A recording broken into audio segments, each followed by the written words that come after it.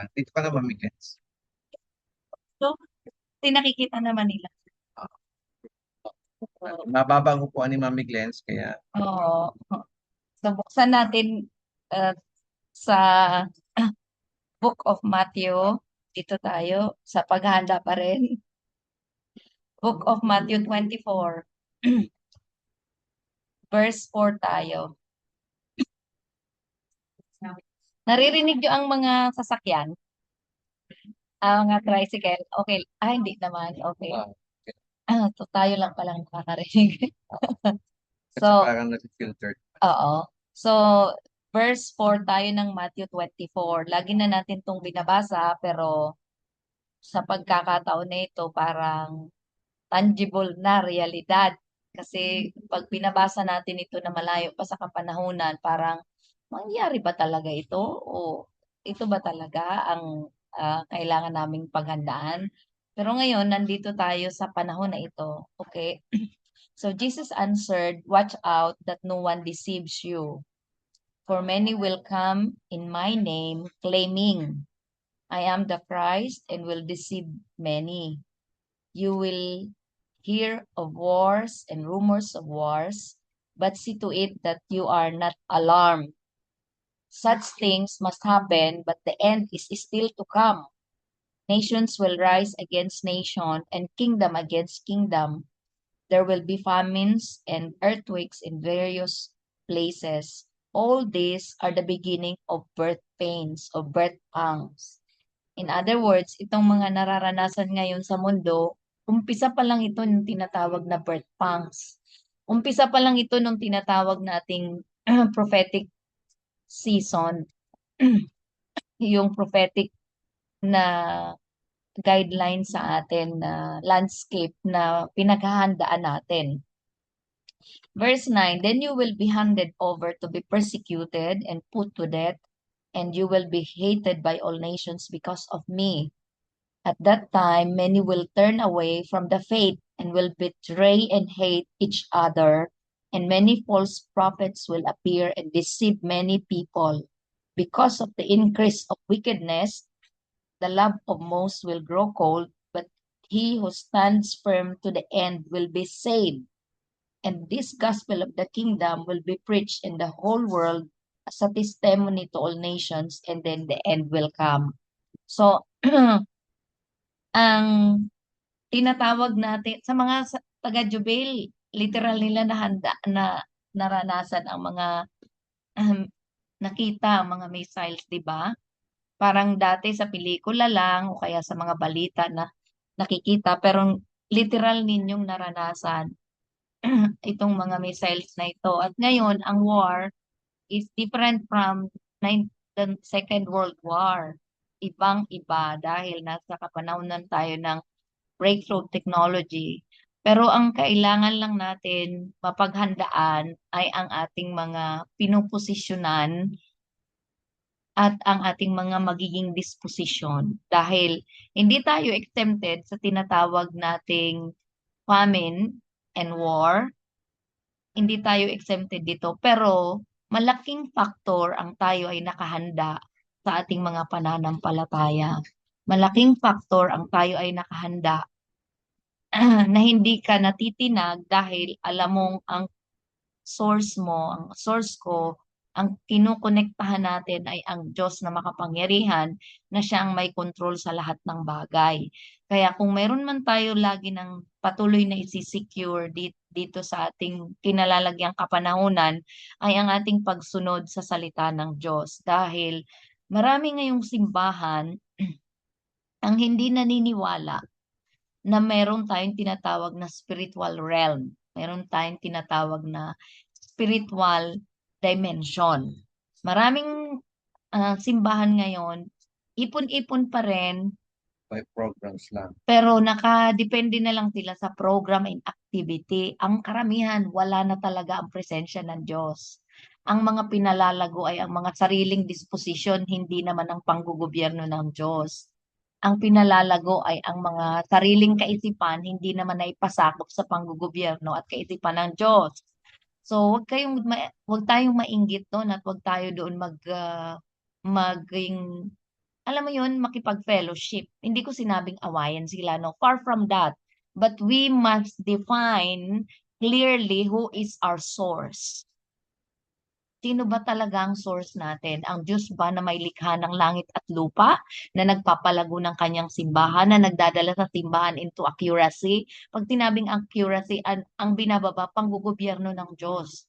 Hindi, hindi mga rituals, hindi mga religious activity, hindi mga Christian event.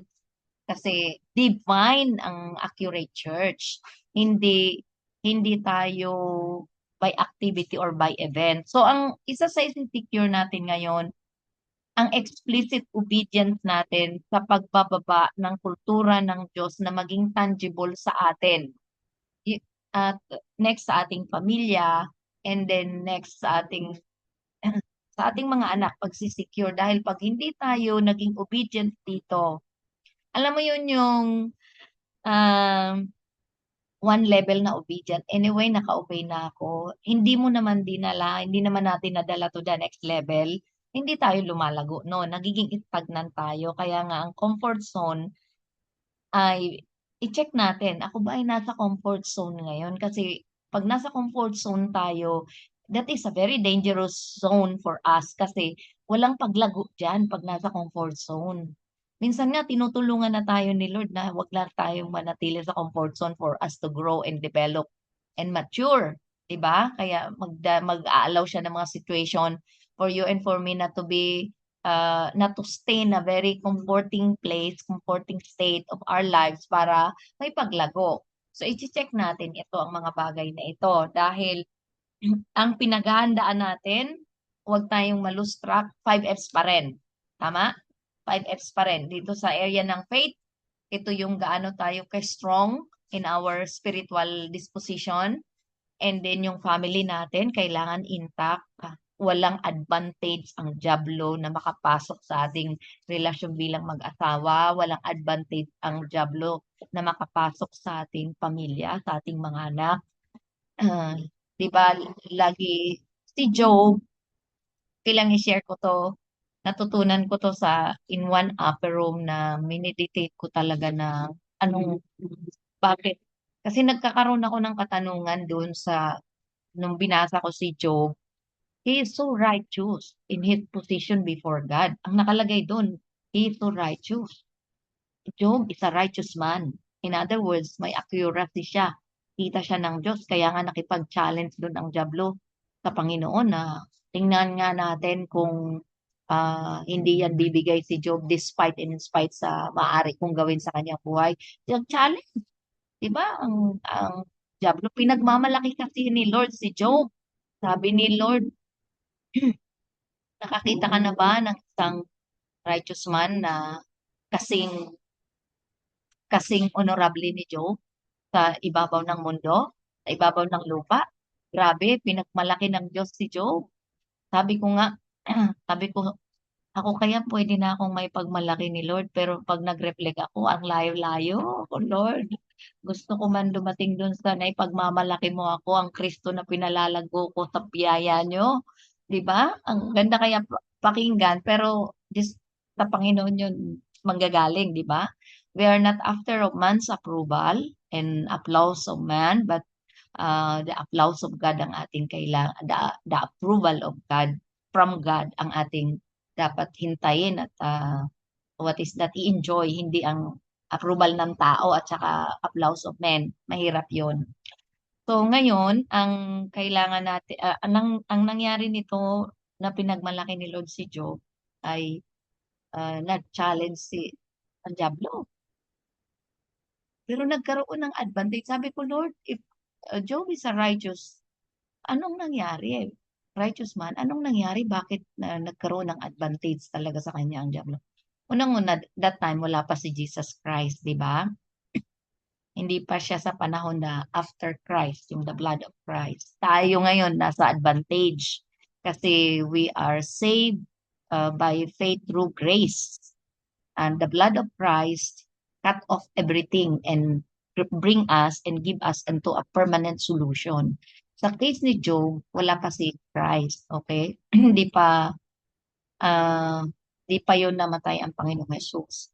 Ngayon, for the remission of sin. Pero, ang faith, ino-honor ni Lord, ang righteousness ay kino, kino-commend ni Lord ang pananampalataya ni Job as righteous, kagaya sa Abraham.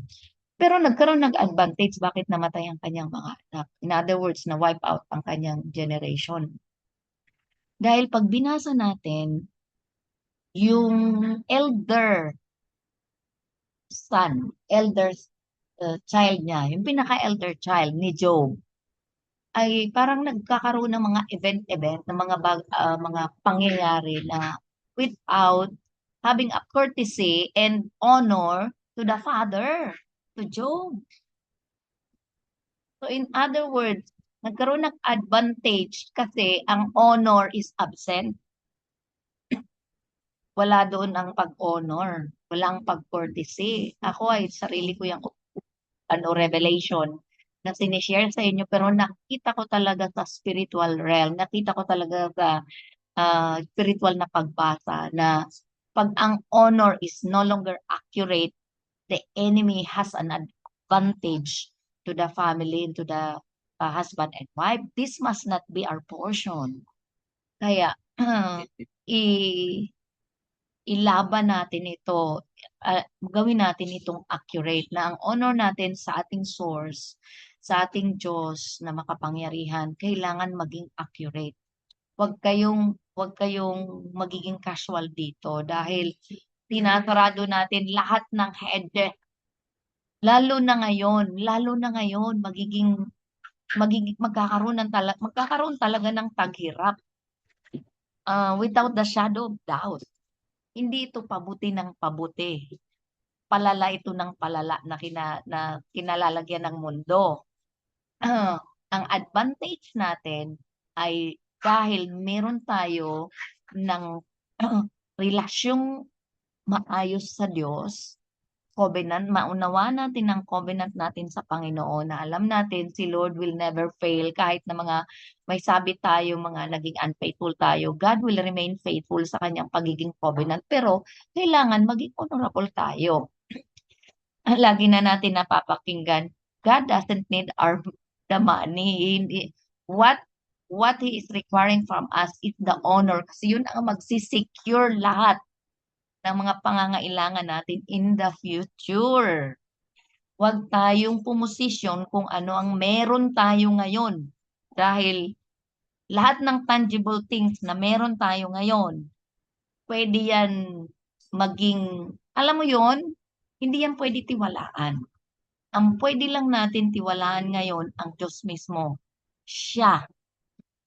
Mag-transition tayong lahat ng pananampalataya sa Kanya, yung ayusin natin yung ating posisyon, ayusin natin yung ating inaapakang salita ng Diyos dahil hindi tayo exempted dito.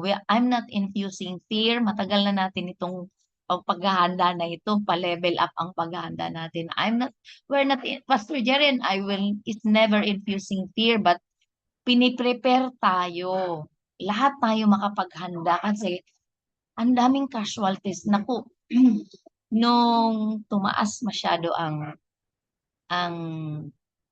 gasolina, ang diesel dito, kawawa talaga na kitang-kita ng aking mga mata sa bulan sa lugar namin. Alam mo ba yung mga parapadyak? Kasi mga customer sila doon sa co-op natin doon sa bulan na witness to ni Tito Moy. Ang mga parapadyak, doon sila bumibili kasi as much as possible, kunting-kunting patubo lang kasi ang advocacy ng ating cooperative is to serve the community. As much as possible, ang bigat, kunting-kunti lang ang patubo kasi para makaserve nga sa community.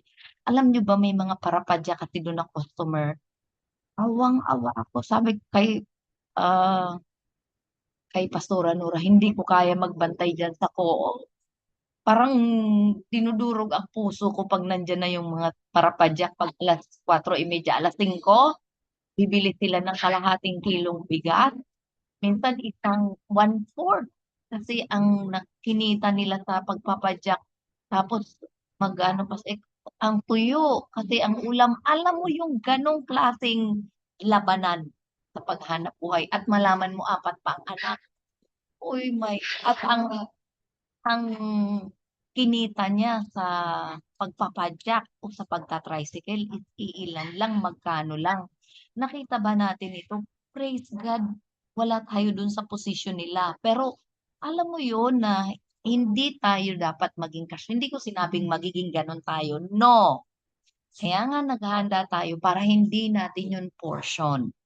Pero alam ba natin na pag na-deceive tayo, pag naging casual tayo, pag naging unmindful tayo, pag sinabi kong unmindful, yung casual, yung pinapakinggan lang ang word, walang tinatrabaho, naging very casual lang, hindi nagpe-prepare na yung pagsisave, pwede pa po ba mag-save? Pwede mag-save ngayon, i-cut down ang mga expenses.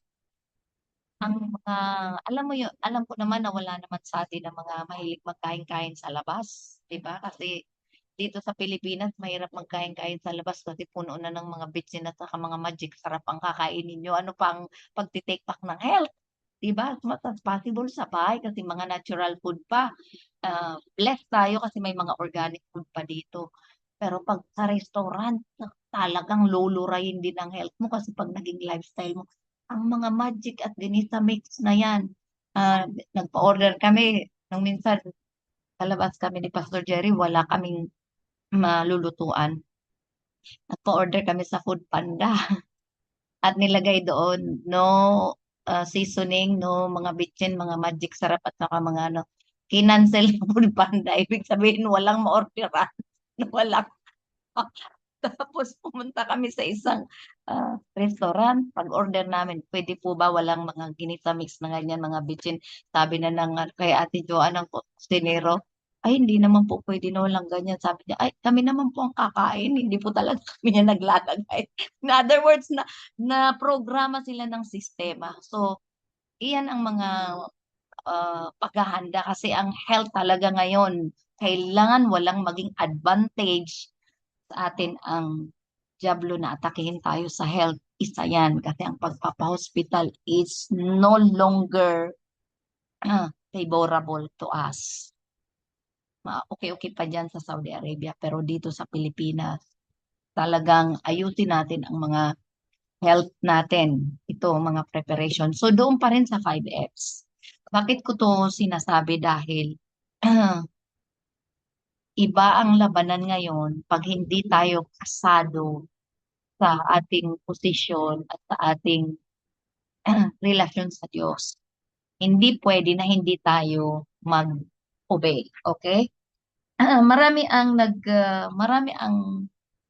ano to, yung maraming mga Kristiyano, kahit lalo dito, na laman lang ng simbahan, akala nila, pag doctrinal, nasa paghahanda, well, there's nothing wrong with this doctrinal thing sa church, pero maraming simbahan ang hindi inahanda ang congregation sa mga darating na season. Nandun lang sila sa mga inspirational talk, mga encouragement, pero yung ihanda ang buong church, buong pamilya ng Diyos na mga darating na season ay bibihira ang church na ganyan. Praise God, nakakonekta tayo sa tribe na kailangan ihanda ang buong pamilya, buong mag-anak, at buong pamilya ng Diyos, covenanted tayo as covenant family of God, covenanted, na maihanda pati ang mga anak natin, pati ang mga magiging apo natin sa laban sa mga darating na panahon. Kasi hindi to hanggang farmer without farm tayo and without family. Pag sinabing season ng farmer without farm, binenta na nila ang mga farm nila. Farmer siya pero wala nang farm. Pag sinabing farmer without cow na season, mga farmer pero wala na silang pang-araro yung resources nila. Eh pag sinabing farmer without family, ang ibig sabihin, ay daling halos wala nang may sustain sa family. no longer sustainable. no longer sustainable to the family. That must not be our portion. Pero pag natin inayos ang connection natin, ang honor natin, ang ating pakikipag-covenant sa pamilya ng Diyos at ah, sa ating Diyos ay papunta doon ang direction. Kahit na pala ah, kasi mga minamahal na kapatid, ang church church age will end. Itong mga gathering ng church, baka, di ba nung nag-lockdown, would have thought na hindi na magagather sa church, di ba? Affected tayo noon. Pero lumago tayo in such a way na naging active tayo sa paghahanda by family. So ngayon, itong gagawin na ako talaga ay meron. Ito ay perception ko lang. Hindi ko naman sinabi na ito talagang mangyari. I just perceive it in my spirit na pag nagtaasan ng masyado ang mga bilihin, lalo na petrol, parang magiging no choice ulit ang sistema, ang education, magiging online ulit. Kasi kung halimbawa magtaasan, halimbawa mag Sa 300, Diyos, wag ganun na. 300 ng per liter o kaya 500. Only the kingdom, the royal and the regal ang makakabiyahe niyan. Praise God, nakabilang tayo dun sa mga royal and regal. Posisyonan na natin yon. Hindi tayo nagmamayabang pero yun talaga dapat ang ating posisyonan. Tama? Ah, so, ah, ang obedience is what God is looking for right now. Anong mga i-obey? Sa atin, Pamilya Jets, Jubel, ang i-obey natin yung pagpe-prepare ng 5X intentional. Kung sa finances nyo, hindi pa rin kayo nagka-cut ng mga inaayos ang priority. Oh, nandun pa rin kayo sa struggle. Bakit nandun pa rin kayo sa struggle sa finances? Ayusin ang honor sa Lord, ayusin ang priority, ayusin ang budgeting, ang planning, ng financial planning. Ayusin po yan. Yan ang mga ayusin dahil ah, hindi naman tayo nagtitiwala dyan sa pera, pero pinagkakatiwalaan tayo ng resources sa pamamagitan ng pera ni Lord. So, paano tayo pagkakatiwalaan ng mas malaki sa pagdating ng paghirap? Kung ngayon, nasa favorable season pa tayo somehow, ay hindi na tayo nakakaayos ng planning, budgeting. Okay? Cut off ng mga maraming bagay-bagay na hindi naman talaga dapat na. At saka yung priority natin, ano bang priority natin? Ayusin na natin to sa finances, maging sa health. So ano pa, ang skills, ano bang skills ng mga anak? I-enhance na ngayon kasi pagdating ng tagirap, ang ang mga anak natin kailangan maging producer. Shinare ko sa GH Bulan, we are privileged na nag-preach kami doon sa Bulan nung Sunday na sabi ko kasi dahil sa nalamon ang generation, lalo na dito sa Pilipinas, almost ng generation, ka-generation, ito ang mga anak na, yung susunod sa atin na generation. O mas minsan nga mga ka-generation natin nalamon ng social media at saka ng mga gadget. Dahil sa nalamon sila, na-slip at na ano ang kanilang mga pag-iisip, hindi naging producer. Lahat sila consumer. Kaya sabi ko doon sa Bulan, tayo, maging solution giver tayo na pagdating ng panahon, kasi akala nila, sa kanila casual ito, akala nila ganito lang to, magko-conform sila dito sa mga pangyayari, magko-conform sila dito sa kahirapan. Di sila mag-iisip na hindi nila ito isipin na, palala ng palala, hindi nila isipin. Praise God, may spiritual understanding tayo sa season na kinalalagyan natin ngayon. Kaya kailangan kung anong skills na meron tayo, na pinigay ng Diyos, anong graces, develop natin yan na maging producer pa tayo lalo. Kasi pagdating ng araw, magigising na lang sila na hindi nagkaroon ng ganitong understanding na Ang pangangailangan nila, ang church ang magsusupply dapat. Tayo yon. Let us all become producer. Anong skill ang meron ang tiniwala sa iyo? Halimbawa, sa case nila Tito Boysen, sa case nila Tito JB, Tita Cecil, pagpartneran nyo yung skills na, like, ngayon minamanifest na ni Tito George, ni Tita Edna, di ba, in partnership. So, lahat tayo may skills, lahat tayo pinagkatiwalaan ng power to make wealth. Diyan na ang umpisa. Ano ang power to make wealth ng pamilya? Gather your family, yan yung kailangan pagtrabahuan, yan ang kailangan i-produce. Dahil pagdating 3 years to 5 years from now, kailangan producer tayong lahat. Ang mga hindi naniwala sa season na kinalalagyan natin, sila ang magiging consumer at customer ng ating mga produce. Nakukuha po ba natin? Isa yan sa paghahandaan natin. Isa yan dahil pahirap ng pahirap ang sitwasyon, ang circumstansya. Tayo naman, palago ng palago sa skill, palago ng palago sa graces, kasi pag accurate ang ating obedience, pag accurate ang ating honor, pag accurate ang ating pagkoconnect sa covenant, palago ng palago ang understanding natin, ang mga blueprint, ang i-drop na lang ni Lord sa ating espiritu, dahil sa accurate ang connection natin, minsan sa gabi matatanggap mo na lang na ganito ang kailangan kong itatayo na business, ganito ang kailangan kong i-put up, ganito ang kailangan kong i-produce. It's not about kapital. It's not about, mayroon ng mga negosyo na hindi mo kailangan ng mga milyong-milyong kapital. Na, gets po ba natin? It's not about, kasi it's not about money, it's about graces, skills na hinon natin na siyang magkakapag-produce, siya ang mga magiging kailangan pagdating ng araw. Yun ang gagawin ng church na accurate.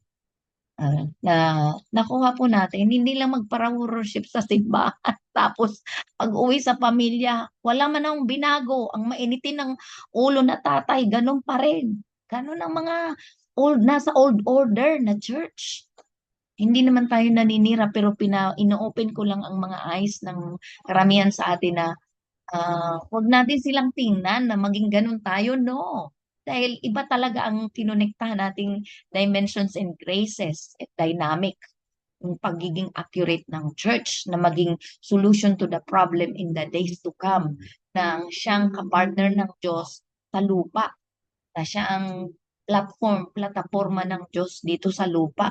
Siyang mag-implement ng panggugobyerno ng Diyos, una sa bawat pamilya and then sa community, and then mayroon ng impact tayo sa kung saan man tayo itanim ng Diyos. I hope kuha ito ng ating mga espiritu. So, practical way tayo na pag nag-usap-usap tayo, pag nag-usap-usap ang mga magpamilya, lahat naman na may adult, di ba? May adult na like Tito Noni, kami, may mga adult na kami nga, si Joanne, maligit na, ilang buwan na lang ah, apo na kami. Apo na kami nila, Tito. Ang mga ninong at tinang, apo na. Lolo, mga lolo. Diba? So, lahat na tayo. Gather ang pamilya kasi tiyakin naman din natin na connected sila sa atin. Ano ang maaari pa nating i-enhance at mai-produce na pagdating ng araw, we can serve our community. Diba? Yan ay uh, tingnan na. Maliban ito sila, uh, what is that? Andrew kasi medyo mga maliliit pa sila, Tita Grace too much, di ba? So pero tayo na mga nasa adult na, sila Tito Noni, adult na sila Tita Jess and Tito Marlon. So sila Pastor Jeff, kailangan producer tayo as family. I hope gets natin ito. Hindi tayo yung mga spiritual lang na hindi nagiging material ang ating mga, hindi doon, di ba? Ang mga churches ngayon puro lang praise. I'm not against those gathering in the church. No, far from that. Pero maraming simbahan, ang pagkatapos magsimba, pag uwi sa kanya-kanyang pamilya, wala namang napuproduce na salita ng Diyos. Away pa rin ang ano, hindi nagkasundo ang mga magulang at anak, anak sa magulang, ang dynamic sa bahay, walang pakialaman. Hindi tayo ganon. Iba tayo. Kukuha po ba natin na ang salita ng Diyos, ipapractice natin na may result sa atin kasi naghahanda tayo na sa darating na panahon at pati mga apo natin na secure dahil sa ating pag-honor sa Panginoon, dahil sa ating inilaban sa biyaya ng Diyos. Secured ang ating mga kaapu-apuhan. Yan ang ating pinaghahandaan. Hindi lang present day, bagkus sa mga apo. Kaya nga sabi ko, di ba? Ngayon, realidad sa amin ni Pastor Jerry na dahil kami ay may apo na sa tiyang pa man lang ni Ate Joanne pero sa akin realidad na kasi one dimension ang nasa tiyan ng nanay ang anak. Pag naipanganak, another dimension, di ba? Pero nakita ko yung gaano ang Diyos pumuposisyon na I've seen the end from the beginning. Dapat ganun tayo na generation talagang sakop ng ating mga inilaban. Kaya nga sabi ko, ang mga hindi na-overcome ng magulang, laban yun ng mga anak natin. Kaya i-overcome na natin, mga parents, para wala na. Kung may laban man sila, yung talagang para sa kanila yun. Pero yung sa atin ngayon, halimbawa mga addicted sa gadget, i-overcome nyo na para hindi na yan laban ng next generation. Kasi yung demonic spirit na nag-influence sa parents at hindi nila in-overcome, yang demonyo na yan ang hahabol sa next generation. Mahirap. Mahirap. Halimbawa, greed. Yung greed, hindi nag-honor kay Lord. Ang greed, hindi marunong mag-honor. Yung tithe of honor niya, withhold. Halimbawa, greed. Yang greediness na yan, pag tina-overcome ng parent, yan ang hahabol sa next generation. Ano pa, samantalang, and then, maliban doon, may laban din sila. Samantalang kung na-prepare ang generation na ang inilaban natin, secure na sila, ang laban nila, yun na lang ang ilalaban nila. Malaking head start. Malaking head start yun para sa kanila. So, I hope kahit medyo sabog itong pag-explain ko, nadadala tayo doon sa pag-prepare. Okay. So, gather the family, pag-usapan, lahat ng mga father, usapan. Si Pastor Jerry ginawa ito sa amin na pag-usapan ano ang mga kailangan na maipoproduce natin para pagdating ng araw ay nakaprepared tayo. Halimbawa si Tito Moy, nagpaano talaga siya ng pipis panin. Nag, ah, ang nagpa-prepare talaga siya ng umunting fish pan. Na pagdating ng araw, kasi syempre kung mamahal ang gasolina, ano, kahit maraming isda sa dagat, sino ang gagambling, ang gagambol, lalo kung wala namang spiritual understanding. Sinong, what is that? May fishing industry. Halimbawa, 500 per liter ng ano, gasolina. Sino ang may fishing industry na igagambol ang pangingisda? At anong laban ng mga consumer kung ang isda ay per kilo, 1,000? Parang salmon na ang kilo yung alumahan, salmon na presyo. Grabe, nakikita po ba natin ang darating na future? I'm just bringing you into the what is that possibility, probability of the future. Kaya sabi namin kay Tito Moygo, kung yan ang nasa heart na peace pan, tsaka yung isa pang ninegosyohin nila. Kaya let us produce. Okay? Mag-pray tayo sa Panginoon, mag-wait. God will just drop it, lalo yung ang connection ng ayusin. Kasi ang mga hindi connected, di naman nila ma-access. Kahit na attend ng attend, di ma-access. Kasi, halimbawa, we secured it. We secured it. Pastor Jerry and I secured it for you in the realm of the Spirit. Okay? Ang mga konektado lang, ang mga trinabaho lang ang connection, yun lang ang makaka-pick up nito ng mga negosyo sa na ipuput up. Nakukuha. So lahat tayo may graces. Lahat magtumanggap. Walang exempted. Lahat tayo may graces sa pagninegosyo. Lahat tayo mag-pray kay Lord. Ano ang kailangan, Lord? Na yung pagdating ng dead years, click pa rin itong negosyo. Meron yan sa kaharian, hindi maubusan. Kaya lang di na-access kasi ayusin natin ang honor, ang connection, ang pakikipag-covenant. Ayusin ang mga basic na ito para hindi tayo, hindi tayo, what is that, uh, left behind. Okay? Left behind.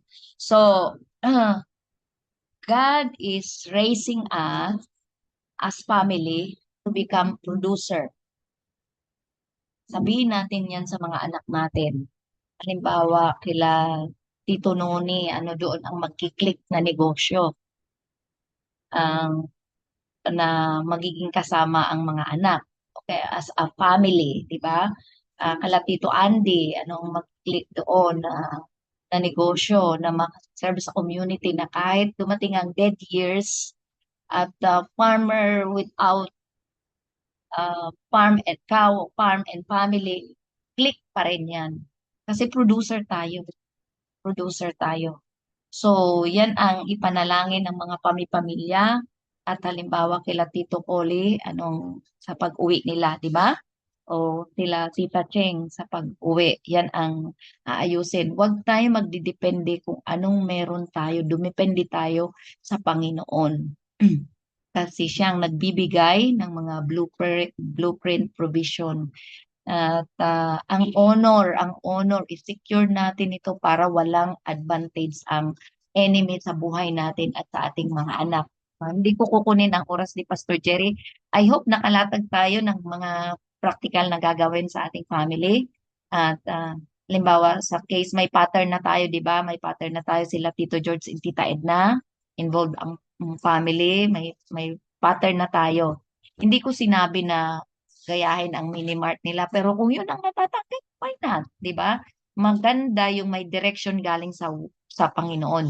Kasi alam nyo eksakto ang gagawin. Di ba? Pag may blueprint tayo na maging producer tayo. So, one step at a time. Hindi yung kailangan magbiglaan. Wala. Pag may anxiety naman, hindi na yun sa Panginoon galing.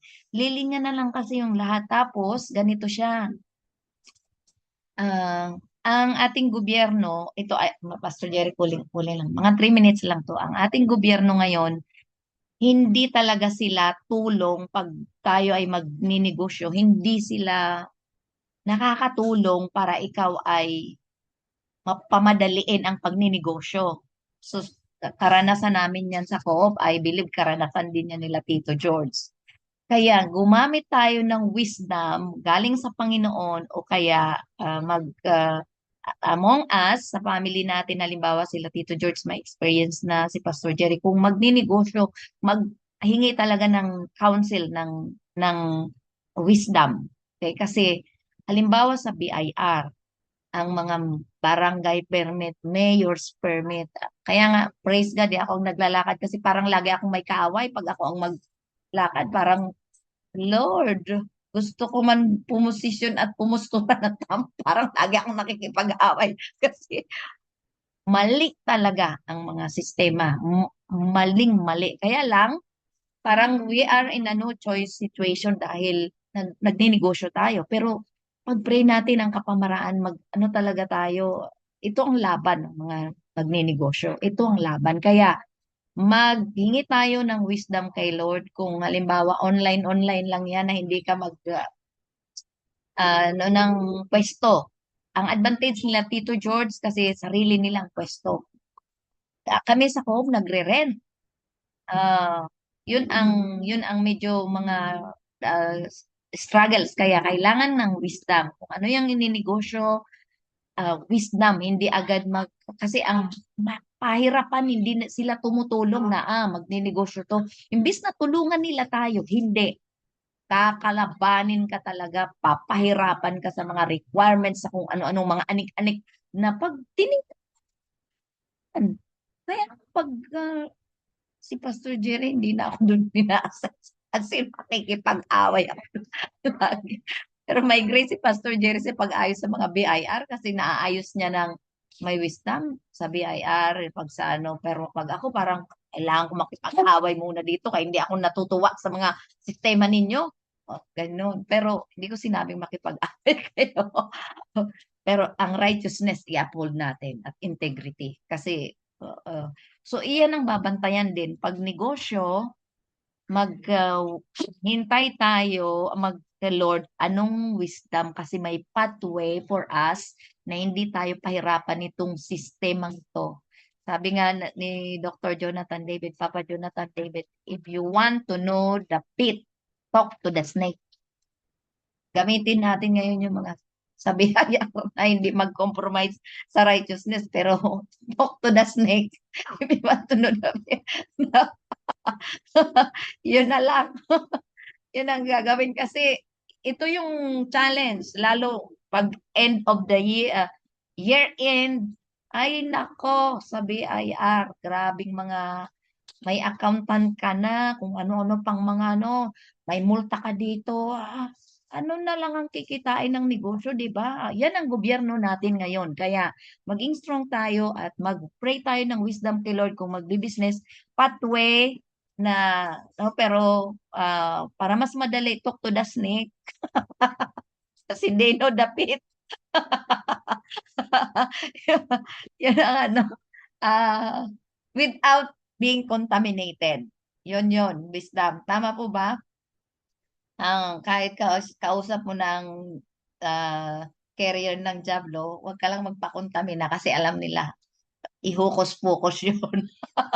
Gamitin sila para ang pagiging producer natin ay what is that?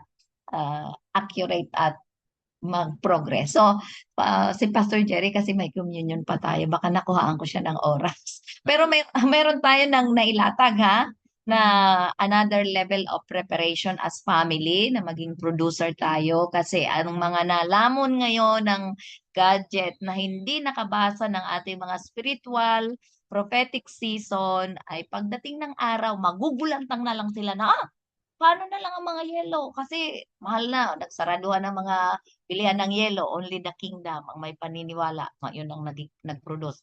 Paano na lang ang mga ano, isda, mga gulayan. Oh, tayo yun.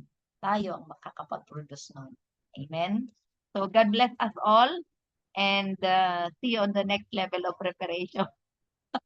Huwag matakot dahil nakatungtong tayo sa salita ng Diyos at uh, ano man ang mangyari, ang salita ng Diyos will remain and will keep us strong if we obey. Amen and amen.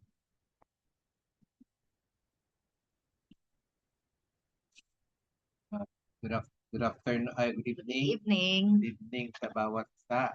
At of course, good afternoon sa Opo. Saudi Arabia. Yun po yung ating kasi Mami Glenn patungkol doon sa 5X preparation natin. It's very true. Kaya lang, dapat yung provision natin manggaling sa heaven. Yung nga yung ating mga example, which is nasa biblical reference na yung mga man of God, yung kasing mga account sa Bible, sinulat yon para maging pattern natin, how God operate doon sa mga season na difficult season. Paano ba si Lord nagbibigay ng provision? Halimbawa kay Isaac, si Lord nagbibigay siya ng provision, hindi yung material things na bumagsak lang yung mga grains para sa no, hindi ganon si Lord it comes through a word na instruction sa atin. Ano ba yung nasusundin natin? When God said to Elijah at sa season na kanyang itinatag, si Lord kasi ang nag-ano sa season eh. Only God's instruction is able to sustain Elijah. So yung provision galing sa Panginoon. Kasi may mga instructions si Lord na ibababa sa atin at based doon sa instruction ni Lord ay doon nanggagaling yung ating provision. Tama po ba? So sabi ko nga sa mga anak ko na kung kayo ay artist, hindi kayo dapat maging ordinary artist na kung gagayahin nyo yung ginagawa rin ng ibang tao, ay ganun na rin ang gagayahin nyo. Kung anong ginagawa nila, yun din ang gagawa. Sabi ko, learn how to access things in the spiritual dimension para yung source nyo galing sa heavenly, para yung ginagawa nyo is very relevant today and for tomorrow. Yun po yung sinasabi ko na unique ang ating magiging outcome na result ng ating mga ginagawa na very significant and very relevant sa atin. So yun po yung dapat na ma-secure ng bawat isa. So anong sinasabi ko po dito na huwag natin i-despise yung prophetic revelation sa atin. Kasi si Lord nangungusap siya through prophetic things. Sabi nga ni Lord doon sa Amos chapter 3. Buksan po natin sa Amos chapter 3, verse 7. Ito po yung pattern natin na dapat hindi ito dapat na violate. So si Lord, based doon sa mga interaction natin sa Bible, uh, nangungusap si Lord talaga sa atin. Mas lalo na ngayon ng New Testament, mangungusap ang Panginoon. So, sasabihin ko natin kung bakit ngayong New Testament mas mangungusap ang Panginoon sa atin. So, punta tayo sa Amos, chapter 3, verse 7. Okay. Sabi po dito, indeed the sovereign Lord never does anything until he reveal his plans to his servant, the prophet. So, si Lord, hindi siya gumagawa ng ano paman sa ating buhay, yung divine intervention sa ating buhay. Kasi yung provision natin na galing sa heaven is a divine intervention. So si Lord, hindi siya gumagawa ng mga divine intervention sa ating buhay na hindi niya muna nire-reveal sa atin. So i-reveal niya sa pamamagitan ng word of instruction. So bago yun nagaganap sa ating buhay. So it comes first with the instruction, then miracle defies every natural things. Level sa natural, i-defy yan. Katulad ng sinabihan ni Lord si Elijah, na go to this cave because I have commanded the ravens to bring you meat in the morning, bread and meat in the morning, and bread and meat in the afternoon. Si Lord, pag yun ang sinabi ng Panginoon, kung panapadaanin mo sa natural, imposible. Kasi bakit? Ang raven sa panahon ng season kung saan mayroong taggutom, matakaw siya ng ibon. Greedy siya ng ibon. Ibig sabihin, selfish siya. Hindi siya mamibigay, especially kung merong luck. Oo. Yun yung nature ng raven. But God defies everything for the sake of His word to come into fulfillment. So, nangyari ba yun? Yes, nangyari. Then, when the next instruction is, sabi niya, go to Zarephath, for I have commanded the widow na mag-provide sa atin, sa iyo. Okay, Elijah. So, si Elijah pumunta doon. But because Elijah knows already that his provision comes from heaven, and he know exactly what to do sa bawat instruction sa atin. So si Lord, pag nagbigay siya ng instruction, malalaman mo yan na galing yan kay Lord. Kasi hindi siya malabo sa iyo, malinaw. Ibig sabihin, pag may instruction si Lord, nagre-resonate yan sa iyong spirito. Ibig sabihin, you know exactly yung technology na dapat mong gawin. Yung mga instruction, yung mga step-by-step instruction na dapat mong gawin sa every instruction ng Panginoon. Kaya nga nung kinuman ni Lord si Elijah na pumunta ka sa Zarephath for I have commanded the widow, yun ang instruction. But Elijah knows the technology na he know exactly what to do.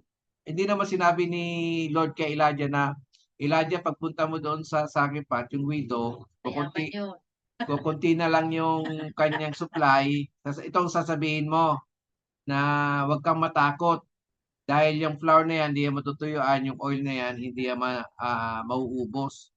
Hindi naman ganun instruction ni Lord eh. Ang instruction ni Lord is kay Elijah, ito.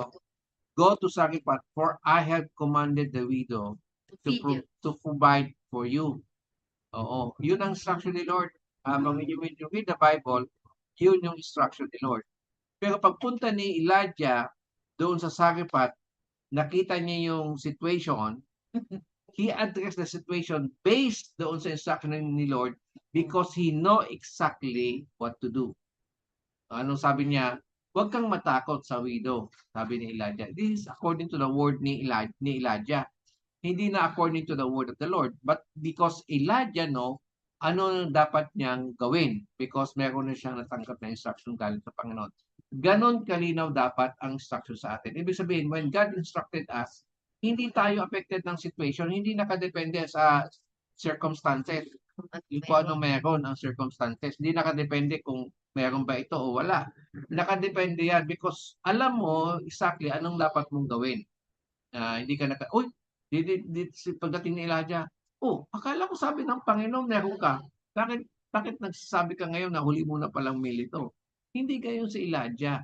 Hindi ganon ang instruction ni Lord. Alam mo, you know that your instruction, you know the technology of heaven that is above the natural things. You can command things to happen dahil may sinabi sa iyo ang Panginoon. Yun yung technology na ibibigay sa atin ng Panginoon na yan ay pattern yan sa biblical pattern. Ibig sabihin, yung binabasehan natin na dapat gawin ng bawat isa, that is biblical. Hindi yan na kwento-kwento lang. Ito yung pattern na binibigay sa atin ng Panginoon that ang provision na galing sa Panginoon, it comes through an instruction. Yan ang sinasabi natin sa Amos chapter 3 verse 7, instructional si Lord. Hindi yan sa motivational speech na kung saan-saan na pagdating mo sa simbahan, magbibigay ng motivation, na-encourage ka dahil, wow, galing naman, galing ng pag-motivate. Hindi yan. What the true church is teaching us is how to be connected to God because we are covenanted with Christ. Nung unang panahon, si Lord nangungusap sa kanyang servant because they are God's servant. Ngayon, nangungusap sa atin ang Panginoon because God is covenanted with us because of Christ Jesus. Ang covenant is higher ang level ng relationship. Pag covenanted, ano ba kami ni Mami Glens, pag may plano ako, kailangan ko i-share sa kanya. Hindi pwedeng may ginawa ako tapos di ko siya papaalam sa kanya because hindi yun action ng covenanted. Ang covenanted, palagi mo sinasangguni, ano ba yung nasa plano mo, ano ba yung concern mo, ano ba yung gusto mong gawin. Ganon tayo ang posisyon natin sa Panginoon because when we are in Christ, Christ instituted a new covenant in His blood na dahil tayo tinanggap natin ng Panginoon, yung gagawin natin communion, God is reminding us na tayo ay covenanted sa Kanya. So since we are covenanted, God will commune with us. Kaya nga, di ko maunawaan maraming sa church na hindi na daw nangungusap sa atin ang Panginoon. Kasi na lahat na nakasulat sa Biblia. They are foolish kasi they never know who God is. Kasi ang situation, bang it doesn't make a sense na covenanted tayo sa Panginoon at ihayaan mo i-apply mo kaya sa mag-asawa yan na walang relationship. Darling, lahat ng gusto ko, nakasulat niya sa Bible, hanapin mo na lang kung anong gusto ko. Hindi ganun si Lord. Ang ano natin sa Panginoon is relational. Ibig sabihin, meron tayong interaction. Ganon ang relational na dapat na nangyayari sa atin. It is a relational na kung saan merong we are communing to one another. Kaya nga meron tayong communion kasi nagko-commune tayo kay Lord. We connected together. Common union. Yun po yun na you are connected and nagko-flow yung information sa atin. Nagko-flow yung anong kalooban niya, anong kalooban mo. Ganon ang interaction natin sa Panginoon. So, yung religiosity kasi, yun nagaganap na religiosity na because they can never reach who God is. Kasi walang relation anong ginagawa nila. Sa mga religious, gumagawa sila ng mga imahen. Sa mga religious, gumagawa sila ng doctrinal issue para i-address yung present situation nila. Kasi since hindi sila nakakarinig sa Panginoon, gagawa sila ng doctrinal issue na ganito na kasi ang Panginoon ngayon. Without being direct to the point, ano ba talaga ang in-establish ng Panginoon Jesus sa atin? Kaya nga, they are full of many rituals without understanding Ano ba talaga ang gusto mangyari ng Panginoon doon sa relationship natin sa Kanya bilang ka-covenant ng Panginoon. Kaya nga, we really need to be, si Lord kasi is straight to the point. Hindi walang paligoy-ligoy na dapat ganito ka, dapat gano'n. No. Ang covenant relationship is an open communication and open relationship connected heart to heart. Dapat ganito. Dapat inuunawa mo yung partner. So kami ni mga Miglens, ganun, covenanted kami.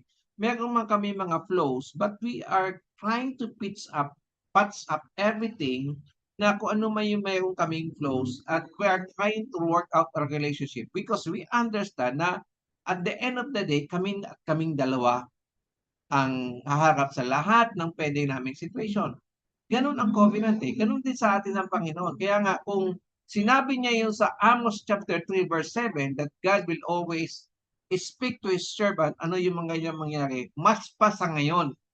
Ibig sabihin, mas pa dapat ang Panginoon sa ngayon, season na to na we are, because of Jesus Christ, we are covenanted with God.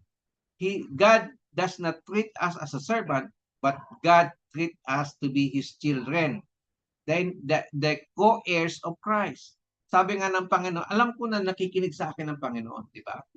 Nung time na binuhay niya si Lazarus. Sasabihin ko lang yun for the benefit ng karamihan. Ibig sabihin, ganun tayo ka-secure that God speak unto us. God is working through us. Dapat ganun yung ni-stand natin na position. Amen po. Kaya nga yung pagkakatanggap ng instruction na galing sa Panginoon, ay iyan ay dapat naging normal sa atin. Hindi yan out of this world na, oh, bakit ba? Nagsasalita naman sa iyo si Lord. Nagsasalita ang Panginoon because He is a person. Hindi siya imaginary thing. Diba? Doon kasi nakabase ang pananampalataya, ang faith. Dapat yan ay maging down to earth tayo kasi everybody can operate in faith. Lahat yan, kahit unbeliever. So ano ba yung kanilang basihan ng kanilang pananampalataya? Ano ba yung substance ng kanilang pananampalataya? Ito yung reality ng taong kinausap mo na the people that you talk to is real, totoo na individual at ito yung ganyang nature. Kasi yung word na narinig mo is based doon sa kanyang nature, yung kanyang spirit. The spirit behind the word. Sabi ng salita ng Panginoon, the word I have spoken to you are spiritual and they are life. Kasi nandun yung nature ng Panginoon. Buhay yon sa atin. Diba? Kaya nga, kung anong salita, palagi yan naka-equate ko ano yung nature na nagsalita. Halimbawa, ang nature ng salita ay manluloko, sinungaling, yung kahit maganda sinabi niya sa'yo, pero kukunin mo pa rin yung essence ng word based doon sa kanyang nature. Spirit. Yun po yung substance na yung weight ng word sa'yo, may binabasehan ka na substance na sino ba yung salita nito? Yung equating ng word, ganun po yun. Isang example, nag-birthday share ko ulit ito, nag-birthday si Celestine ng March 21. So, dumating na sila Tito Moy sa bulan. So surprise sana nila si Celestine. But dumating nga sila bago pa birthday. Okay? 16, nandun na sila Tito Moy. Nandito ngayon sila Tito Moy. Nung minsan lumabas sila, sabi niya, bibili sila ng paghanda. So alam ni Celestine, magkakaroon sila cake, magkakaroon sila ng handa. Sinabi kasi ng tatay ni Celestine, Tito Moy, na yun ang kanyang gagawin. Si Celestine, nagre-rejoice na siya na sasama siya sa papa niya kasi ito yung mga mangyayari in the future. So, ganun ang pananampalataya. Sabi niya, faith is being sure of what we hope for and certain of things that we have not seen. So, wala pa man yung handa, pero real na sa kanya. Alam niya meron. Ganon yung pananampalataya. Anong basihan ni Celestine? Kasi sinabi ng kanyang papa. alam niya na hindi siya bibiguin. Alam niya na mangyayari kasi sinabi ng Papa. Yung word niya, ang word niya, kung sino ang pakakilala niya sa Papa niya. Kaya nga yung 2 Peter chapter 1 verse 3 sabi niya, His divine power has given us everything we need for life and godliness according to our knowledge of who God is. Yun po yung sinabi doon. Kaya nga, yung base ng ating pakakilala natin sa Panginoon, yun yung substance ng word. Kaya nga, di yung ating reaction based doon sa salita ng Panginoon na naunawaan natin. So, yung ating knowledge kung sino ang Diyos, yan ay ating basihan ng ating response ng ating pananampalataya, yung ating faith. Very important. Kasi doon nakakapag-operate ang isang taong nananampalataya. Sabi nga, without faith, it is impossible to please God. Sabi doon sa Hebrew chapter 3, verse 6. Kasi sabi doon, Hebrew chapter 11, verse 6. Basahin nga natin. Hebrew chapter 11, verse 6.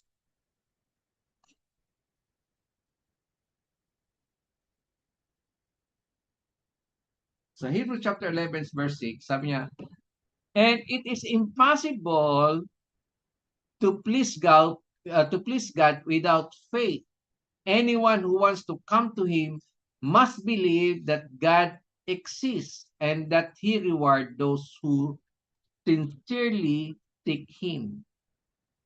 So, anong ibig sabihin noon na kailangan doon sa Hebrew chapter 11 verse 6, ang sinasabi doon na kailangan yung ating pananampalataya, ang kanyang basihan is the existence of the person that said the word at kung sino ang pagkakilala natin sa Panginoon. So, alam natin, ano kaya sinabi dito sa verse na to? And that He rewards. So, yung based doon sa pagkakilala mo kung sino ang Panginoon. To those who sincerely seek Him. So, dapat ganun po yung ating stand. Kaya nga, yun ang tinutukoy natin dito na ang ating preparation sa faith, kailangan yung faith natin mag-produce ng results sa pamamagitan ng mga instruction na sinusunod natin.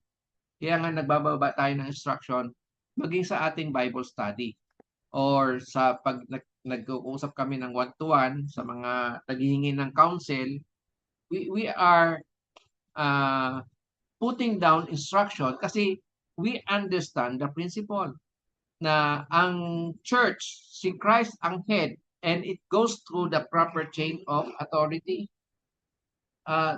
Chain of authority. At tulad nangyari kay Samuel, how the Lord is able to reach out Samuel, pinadaan ni Lord sa chain of authority. Hindi niya binaypas si Eli. Kahit si Eli ay inaccurate ang kanyang buhay. Hindi honorable sa Panginoon si Eli. But God honors chain of authority inside his house. Sa sambayanan ng Diyos. Because God is a God of order. May order ang Panginoon. So, kung meron man kayong you are in doubt for something, you can consult your pastors. Kami yon. Hindi naman kami nagmamalaki. Ibig sabihin, we need to understand principle na si Eli, hindi siya accurate, hindi siya honorable sa Panginoon, but in-honor ni Lord yung naging instruction ni Eli kay Samuel para ma-reach out ni Lord si Samuel. So hindi niya binaypas si Eli. Hindi siya nagdirekta kay Samuel.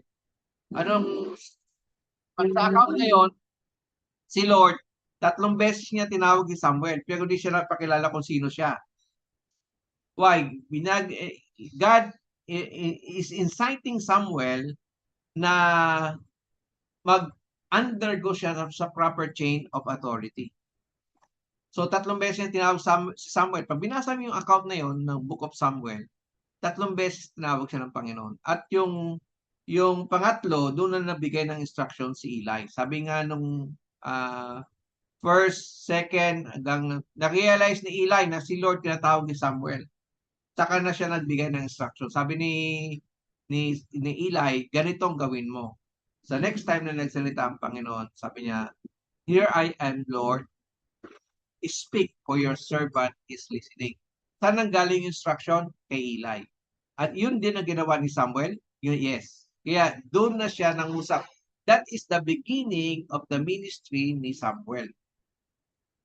Na because pinadaan ni Lord kay Eli through Samuel. At from that day on, nangungusap si Samuel. Pero because pinadaan niya yung authority na mangusap si Lord kay Samuel directly. Diba? Because of Eli. Sabi niya, "Speak, Lord." Saan nanggaling instruction? Sinunod ni Samuel yung instruction ni Eli para matanggap niya yung pahayag ni Lord sa kanyang buhay. Amen po ba? So, anong tinuturo natin sa ating 5 F's preparation? Napakahalaga that we are receiving God's instruction through Him or directly from the church. Kasi si Lord ang head of the church. At sinusunod natin. Amen po ba? So, kaya nga, yung ating preparation is based yun. Gaano ba tayo ka-intensify sa ating instruction? By the way, so nangungusap sa atin ang Panginoon sa oo. So it is kinakailangan na hindi natin yung kaligtaan kasi nandoon yung ating provision. Amen po. So don't despise yung prophetic things. Kasi ano yun, ang prophetic ibig sabihin prophetic gifting is a gifting where we can receive an instruction that comes from heaven. Alam mo, mag-resonate sa spirit mo. Halimbawa, dito sa ating discussion, sa ating Bible study, when you are sensitive in your spirit, piniprepare mo yung spirit mo, the word, kung ano man sinabi sa atin dito, kung ano man sinabi natin, the word will going to resonate in your spirit. Mag-resonate yan na, mag-witness yan sa'yo na itong sinasabi na instruction ni Mami Glenda o ni Mami Glens, ni Pastor Jerry, ito ay ang totoo. Exactly, dapat akong gawin sa aking buhay. So, yes. Itong, by the way, yung caution na ano natin ngayon, yung avalanche of deception na sinasabi dito, people are being deceived and they know it not. Ang deception kasi, deception is deception when you are someone that you are deceiving ay hindi niya alam. That is deception. Pero ang deception, hindi yan deception pag masyado siyang obvious na alam mo kagad na deception. But if you are sensitive in the spirit, pag ang spirito mo ay sensitibo, accurate sa Panginoon, you will know deception. Alam mo kasi ang katotohanan. If you are in the truth, you will know the fake. Pero pag fake ka, kahit yan truth yan, ay fake pa rin sa'yo. Mas pinaniniwalaan mo yung fake kaysa totoo. Kasi wala kang gauge ano ba ka talaga ang totoo. You are not sure. Pag nasa katotohanan. Kaya nga dapat ano tayo. Kailangan seek natin talagang katotohanan by seeking God sa ating buhay. So kaya kailangan intensify natin yung ating time with God na kailangan i-intensify yung ating fellowship because every time that intensify natin ang fellowship natin sa Panginoon, nangungusap sa atin ang Panginoon. Sabi nga ng Lord, if you seek me with all your hearts, yung sinabi niya sa Jeremiah chapter 29 verse 13, sabi niya ni Lord, basahin nga natin yon kasi hear His voice. Oo. Nangungusap siya. So hindi posible sa bawat isa sa atin na makatanggap talaga ng instruction. So ito ay I am opening sabi nga, we are opening the heaven na lahat tayo dapat makareceive ng instructional message galing sa Panginoon. Directly na galing sa Panginoon. So, ito ay sinashare natin para ang lahat ng bawat isa sa atin is capable to be able to hear an specific instruction that comes from the Lord. Amen po. So, ano ba yung sinasabi ko ni? Sorry. Nalimutan ko na yung Jeremiah. Okay, sorry. Thank you. Jeremiah chapter 29.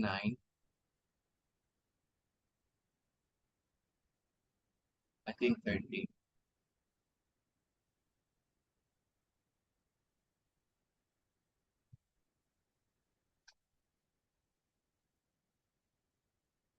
Sabi ni Lord, start tayo sa verse 11. Ito kasi ang favorite natin yung verse 11. Sabi ni Lord, for I know the plans I have for you, says the Lord. They are plans for good and not for disaster, to give you a future and a hope. So God has a plan sa bawat sa atin. Sabi niya sa verse 12, in those days when you pray, I will listen. Bakit maglilisten ang Panginoon? Because God is covenanted with us. Makikinig. Si Mami Glens, pag may sinasabi siya, tinatawag niya ako, kailangan kong pakinggan siya kasi her word matters sa akin. Ganon din ang isang taong covenanted kay Lord. When you are covenanted with God, God will listen to our prayer. Sabi ng Panginoon. Kaya lang, we need to position ourselves to be covenanted. Kailangan mahalaga sa atin ang Panginoon. Kaya sabi ng Panginoon sa verse 13, if you look for me wholeheartedly, ibig sabihin, ganun ang covenanted. Hindi pwede na ini-ignore mo. Umaga pa lang, nag-commune na kayong dalawa. Hindi pwede na maghapon, si Mami Glens, na busy ako maghapon, hindi ko siya kinausap. Pagdating niya sa gabi, sasabihin sa akin, kamusta tayo? Ano na sa atong tayong dalawa? Kailan mo ba kinausap? Ganun na si Mami Glens na, ano pa lang yun, na busy ako sa umaga. Oh, bakit diyan ka na kaagad? Di pa nga tayo nag-uusap. Ibig sabihin, ang covenanted relationship is a continuous interaction ng bawat individual na covenant to each other. Ganun sa mag-asawa. Nag-aaway lang. May nga pag covenanted kayo, panay kayo away. Hindi pwedeng ganun. At nag-uusap pag nag-aaway. Sabi ni Mami Glens, pag nag-uusap lang daw pag may pag-aawayan. Hindi yun covenanted. Ano yun? Enemy. Kasi ang enemy, nag-uusap sila sa inaapan nag-aawayan nila. Doon. Yun yung pinag-uusapan na. Ang covenanted, iba. So, nakukuha po ba natin? Sabi ng Panginoon, if you look for me wholeheartedly, you will find me. Nandiyan ang Panginoon. Sabi nga, God is attentive doon sa mga word na kung saan siya merong ka-covenant sa atin. Nangungusap. Sa Hebrew. Yeah. Hear my voice. Harden not your Harden hearts. Okay. So, meron po tayong communion today. It's a reminder. So, may communion po tayo. Kasi wala tayo, naghingi ako ng apology last week dahil nagplano sana ako ng mag-meet tayo kasi gusto ko nga regular yung ating meeting na hindi tayo magkakaroon ng gap sa ating kaso hindi kami umabot dahil hindi pa kami sa session sa youth camp. Nandun nga si Nelken sa youth camp. So, kailangan kami kasi doon sa youth camp na maraming definition na naganap sa kanila. Amen. So ngayon, meron po tayong communion. Kaya ngayon po ang communion natin. Okay. So, itong communion natin is a reminder sa atin. Sabi niya, do this more often. Sabi, in remembrance of me. So, ito inipasay sa atin ng Panginoon is covenant relationship sa atin. Kaya ito pinapagawa for us to be aware na we are one with Him and He is with us. Kaya nga meron tayong isang bread, sabi niya, in the night before He was being betrayed, He took the bread and break it. Sabi, this is my body, which is been given unto you. We are part of His body. We are in Christ and Christ is with us. Yun po yung ibig sabihin daw ng Panginoon. Because katulad din sa mag-asawa na that the two shall become one. Diba? Ganun din exactly ang church and Christ. Diba? Sa Ephesians chapter 5, dinescribe niya yung church and Christ just like a husband and wife. Yung diniscuss na natin yun sa ating BS. So, ganun exactly. So, hindi na tayo ignorant what is a covenant relationship. Dapat we should live as one before the Lord. Gusto natin ma-encounter ang Panginoon, kaya kailangan natin maging covenanted tayo sa Kanya. Amen po. So, this is the bread na galing sa Panginoon, which represent His body. Let's partake it.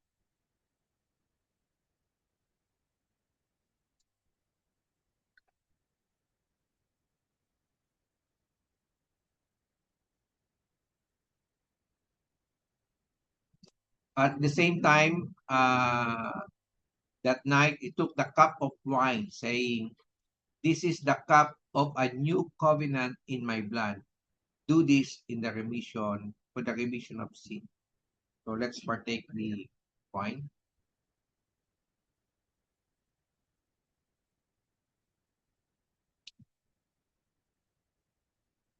Lord, we thank you for this privilege for us to be able to acknowledge you, that we are covenanted with you, Lord, Panginoon. Lord, let this covenant be raised to the next level, Lord, Panginoon, na hindi lang po kami familiar dito, Panginoon, but we truly enough, Panginoon, kami po ay may punong-puno ng interaction with you, God, Panginoon. Build us up, O God, Panginoon, to be a church that is covenanted with you, Lord. A church that will interact with you, Panginoon. A church that will seek you wholeheartedly, that we can encounter you daily sa aming buhay, Panginoon. In the mighty name of Jesus.